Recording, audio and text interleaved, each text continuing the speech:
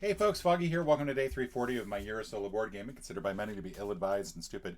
We are playing yet another button shy game, and I'm taking full advantage of the fact I have a new craft printer, thanks to my wife, as a Christmas gift.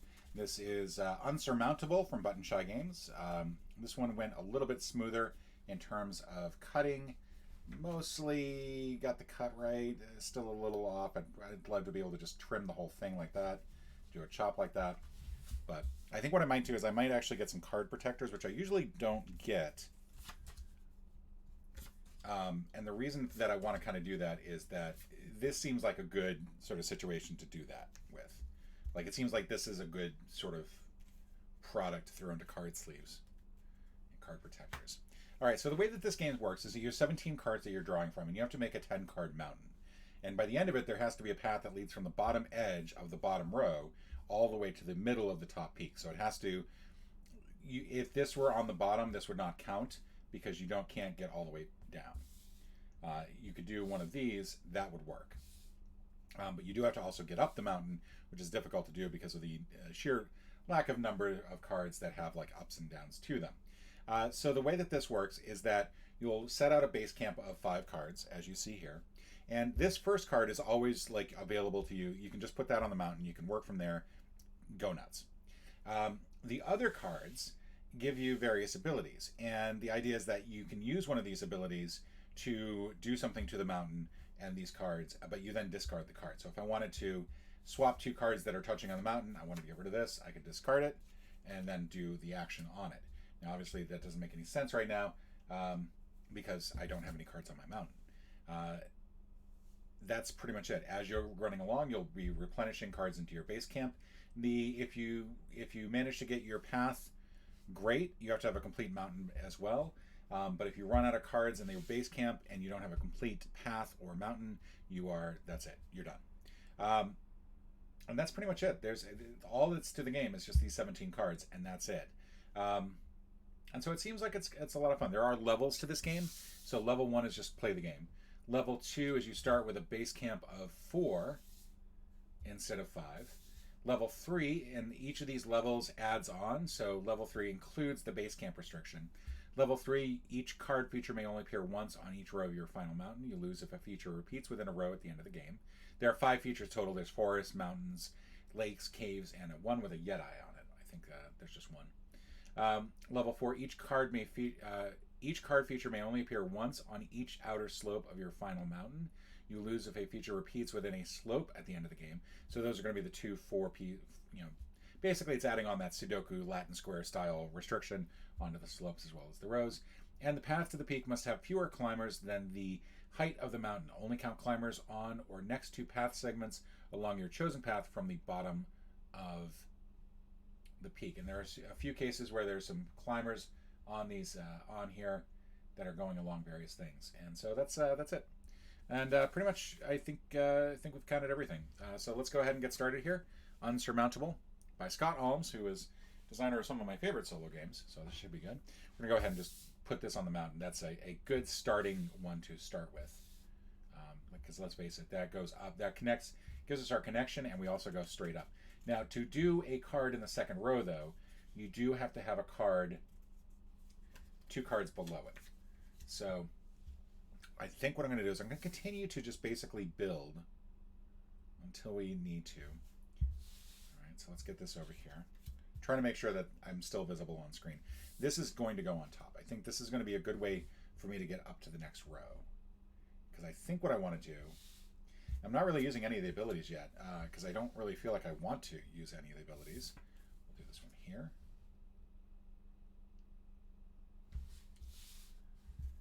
All right. And I think what we're going to do is we're going to just slide this over and add this one. Yeah, again, so far, I haven't really felt a need to actually do much else other than just simply keep throwing things on here. Let's go ahead and put this one on. We're getting to that point where I am going to start looking at what I've got for abilities, because I think this is actually going to mess me up. So let's take a look here and see what else I can do.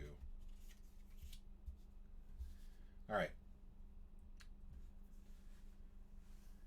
So what I need is I need something that will connect here instead of here, because this is not going to do me any good whatsoever. And right now what I've got for abilities, choose a card on the mountain, remove that card from the game without using its ability, and replace it with this card, which is all fine and well. It's not going to do me much good. Draw, and you cannot use the ability on your first card. That is one of the things that you cannot do. Draw a card from the deck and add it to the mountain. All right, well, there's only one spot for me to do that. That's the problem. Shuffle all cards from the base camp into the deck. Let's go ahead and do that. I don't feel like any of these abilities are actually worth trying to work with. Let's go ahead and do that. Let's shuffle all this, see if we can get something good. This is the part of the problem with actually just going gung-ho on just, oh, look, I've got what looks like a path. Yay. I see what I want to do. I see that I want to swap these two cards. That would be amazing. That would just be like golden right there. But then I still also need a path up to the final.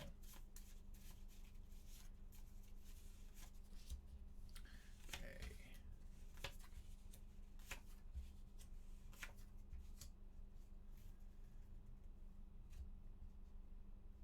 All right.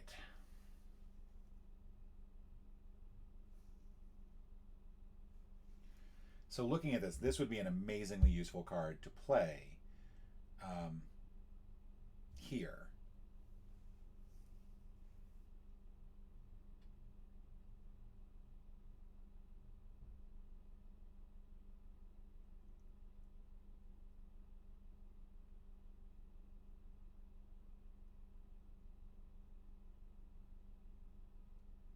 You know what I think I can do?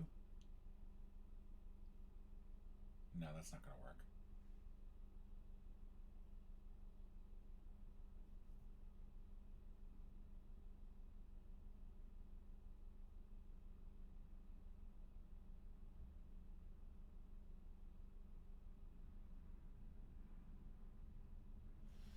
Oh, I've really sort of like messed myself up here, haven't I?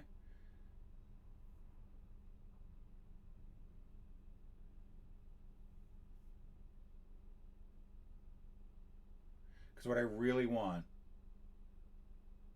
is to use that somehow.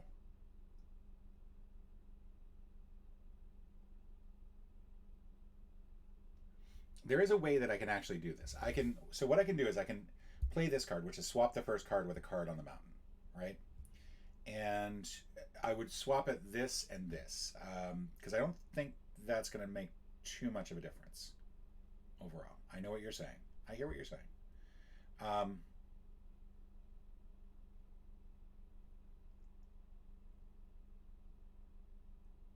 then play this card, rearrange the cards in the base camp so that I can have this swap the two cards elsewhere in this row.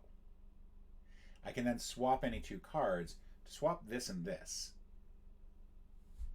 And what that does, because I still have, it would still allow me this bottom edge here, it would allow me to get up to this row. And that would, I think, help out. The biggest problem is that it still doesn't actually get me to the top, because I still need something better there.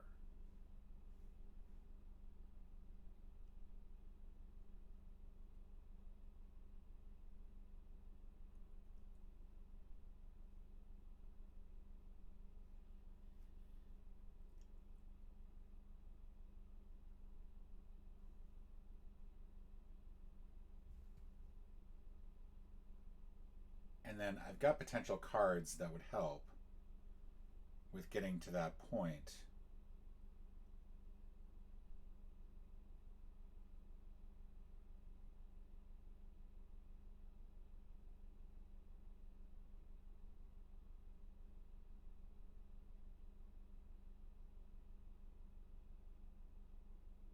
If I were to do it with this one, swap the first card, would move these two. I could then rearrange.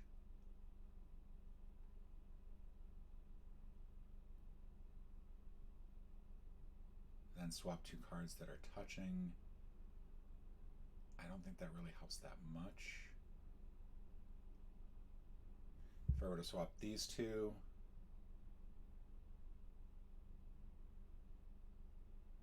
That would be what I need to do. I need to swap these two. Okay, so yeah. All right, let's go. Let's do this. We're going to play this. Swap the first card with a card on the mountain. We're going to swap this card and this card. Now you can leave holes in the mountain. You have to place things properly as you're going along. All right. So now we want to rearrange the cards in base camp so that this is in here.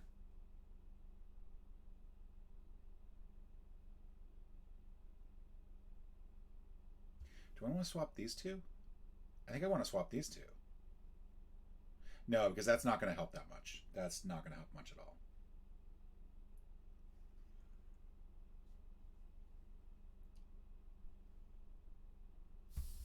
We're going to move this to the front. We're just going to do it this way.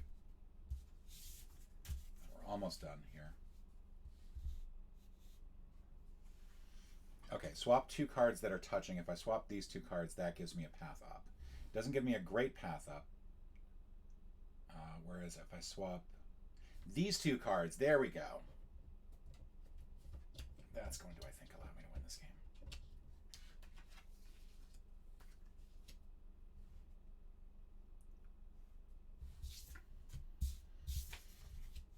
Okay.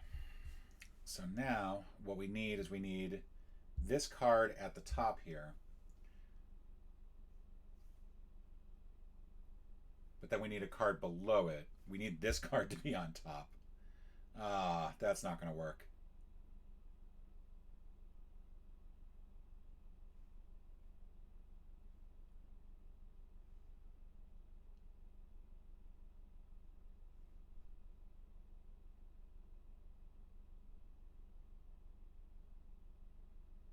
I still don't think that there's a way that I can win this.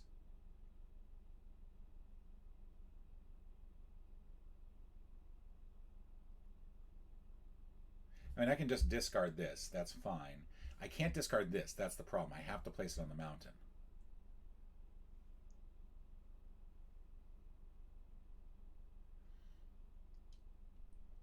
And what I really want is to have this card here, so I can't use its ability.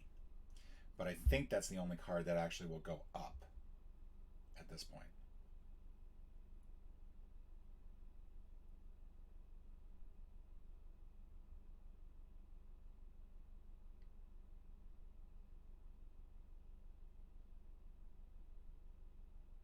Like, I could play these two cards, which neither of which do anything because there's nothing left in the deck.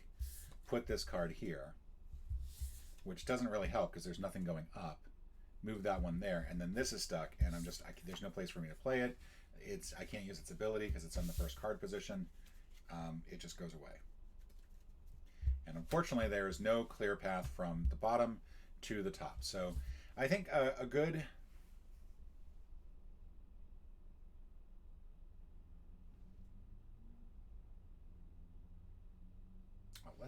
Let's actually try something here. So it was like that, that was first. Okay. And then what I forgot to do is use the helicopter. So I forgot that I could use the helicopter at any point. Remove this card from the game to choose a card in the base camp and place it at the bottom of the deck. So we're going to do that. Hold on. Before we do that, we still have the helicopter. So draw a card from the deck and add it to the mountain. Well, we can't do that. There's no deck left, so we just ignore it. Draw a card from the deck and remove it from the game. Do not use its ability. Again, we just ignore that. Use the helicopter to put this at the bottom of the deck. We then draw it and refill. We increase the size of the base camp by 1. Doesn't really matter. We don't have any cards to fill it in. Then we can do this, and then we can do this, and it still doesn't matter. Oh, I should have realized that. That was stupid. That was stupid of me. All right, well, we still didn't do it, even with removing the helicopter. And you can see the bad cut on the helicopter here, too. All right, that's Unsurmountable. I like this. This is a fun little game. I tried it once off camera and again on camera here. Won the first game, lost this one on camera, the one that counts. I think I made the mistake of just being so gung-ho about getting cards onto the path because I just felt like I had all these great cards. Obviously, the cards that are, there are only like 2 edges are the most restrictive. They're the most difficult to work with, whereas the ones that are 4, they're the best ones to have on the mountain because it gives you a lot of opportunities, but they also feel like they're the best abilities of the game. Like swap a card, choose a card, yada yada. So I'm still not sure how you would use some of these cards, or why you would use some of these cards, but that is a question for another day, I think. But yeah, a lot of fun. I really enjoyed this one, and I like the fact that there's not a lot of extras with it. One thing that you may have noticed in the previous game is that you had to have an extra dice. You had to have these 11 scoring tokens, and I saw some complaints in the on Board Game Geek that's too many pieces, man. Let's just fold this, fold that like that. We'll make a little clip around there, like that. All right, yeah, I'll probably protect these and find a little box for them that I can put these in. But that's Unsurmountable, and I'll see you again tomorrow.